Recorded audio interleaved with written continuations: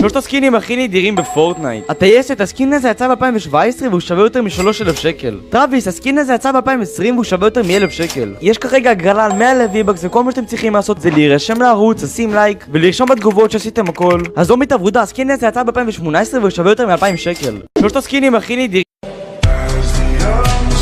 אומייגאד, וואט הפאק. הטסתי אותו בשביל... אתה באמת מוזר. תחזיר לי את הפנקס שלי. די, שתוק כבר ג'וני.